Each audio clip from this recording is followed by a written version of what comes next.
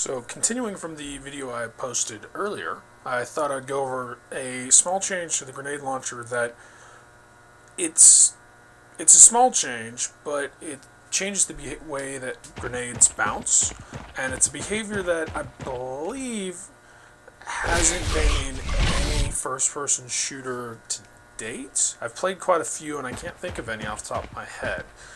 So just by showing you, note how the grenades, they are kind of skipping on the surface. This is actually specific behavior, and what's happening is normal grenade behavior in a first-person shooter is each time a grenade bounces, it loses a bit of its velocity. This is still true for these grenades, except in this case, that amount of velocity that's lost is actually dependent on how the grenade hits the surface.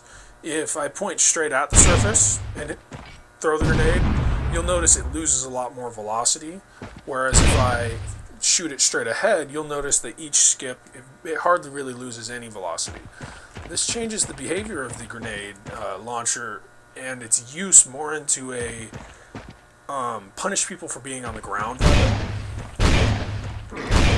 Rocket It's really good against double bots. mega kill. It's really good against these bots because they can't use the jetpack, so they'll never even leave the ground.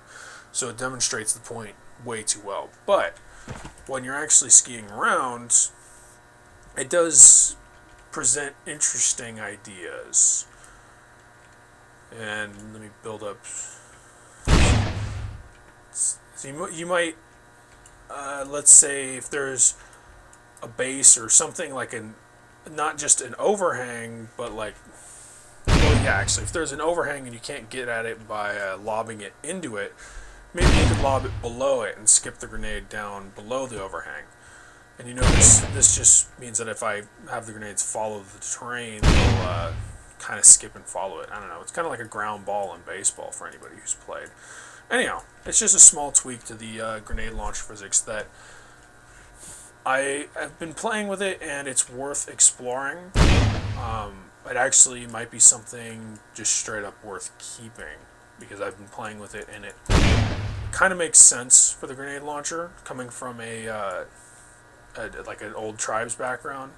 And it's also worth noting that the classical tribe and the classical grenade physics, be it Tribes, be it Quake, they're still present in a lot of situations where you'd be raining grenades down on somebody, just like what I was doing there, because the angle at which the grenade's hitting is so steep. So it shouldn't be that different from grenade mechanics in other games that it should warrant like retraining or anything like that. It's just, it more alters it so that you have more options. That's it for this video. If you have any questions, you can of course post in the YouTube comments or on the game forums. And that's it. Thanks for watching.